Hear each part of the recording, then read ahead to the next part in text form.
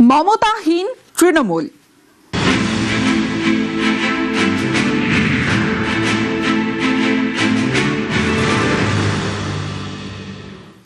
মমতাহীন তৃণমূল এবং নব তৃণমূলে 10 জনের জাতীয় কর্মসমিতি। নব তৃণমূলের চেয়ারম্যান অরূপ রায়, সাধারণ সম্পাদক ঋতব্রত বন্দ্যোপাধ্যায়, সন্দীপন সাহা, জাভেদ বিপ্লব।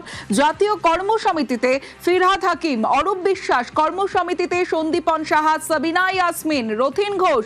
জাতীয় কর্মসমিতিতে আখরুজ্জামান, কাজল শেখ।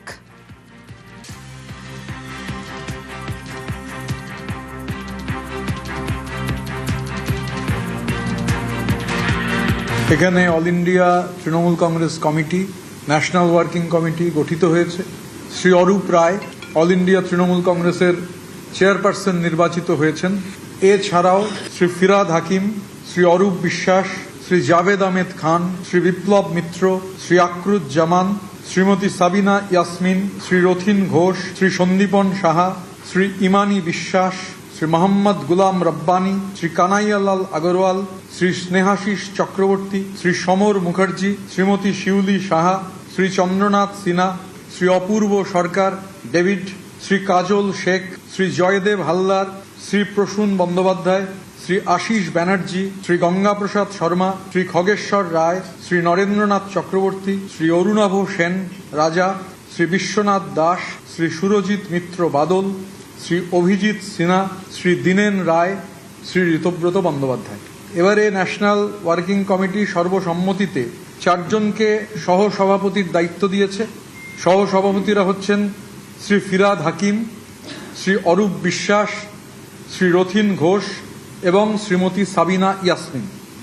সাধারণ সম্পাদক শ্রী জাভেদ আহমেদ খান, শ্রী বিপ্লব মিত্র, শ্রী সন্দীপন সাহা, শ্রী ঋতব্রত বন্দ্যোপাধ্যায় এবং কোষাধ্যক্ষ শ্রী আখরুজ্জামান। তৃণমূল কংগ্রেস এবং মমতা বন্দ্যোপাধ্যায় সমর্থক যে আমাদের দলের যা স্ট্রাকচার, ওয়ার্কিং কমিটি, চেয়ারপারসন, তাতে এগুলো করার এখতিয়ার ওদের নেই। তৃণমূল কংগ্রেসের প্রতীকে মমতা বন্দ্যোপাধ্যায় প্রার্থী বলে পরিচয় দিয়ে তারা তৃণমূল কংগ্রেসের প্রার্থী ছিলেন, নিজের রক্ত জল দিয়ে একটা দল তৈরি করেছেন। তার উপর দাঁড়িয়ে কেউ আমরা পুরসভায়, কেউ বিধানসভায়, কেউ লোকসভায় গেছে, তারা বলবে মমতা বন্দ্যোপাধ্যায়ের হাত থেকে প্রতিক্রিয়া নেওয়া। আইনের লড়াই পরে হবে, আগে ভগবানের দরবারে লড়াই হবে। এরা মায়ের পিঠে ছুরি মারতে পারে, এদের যা মানসিকতা। দেখুন, এখন তৃণমূল কংগ্রেসের অবস্থা হচ্ছে যদুবংশের সেই মুসল পর্বের মতো। মুসল পর্বে যেভাবে যদুবংশ শেষ হয়ে গেছিল, তৃণমূল কংগ্রেসও সেইভাবে শেষ হয়ে যাচ্ছে এবং যাবে। অভিষেক বন্দ্যোপাধ্যায় এতদিন ধরে যে দাদাগিরি, নেতাগিরি করে এসছেন, পুরনো লোকেদেরকে তাদের উপরে প্রেশার দেওয়া, তাদেরকে নানারকমভাবে অত্যাচার করা, তাদেরকে অপমান করার কাজ করতেন, এখন তারা সুযোগ পেয়ে তার প্রতিশোধ নিচ্ছে। তো সেই জন্য কর্মের ফল এই যুগে এখানেই ভোগ করতে হবে।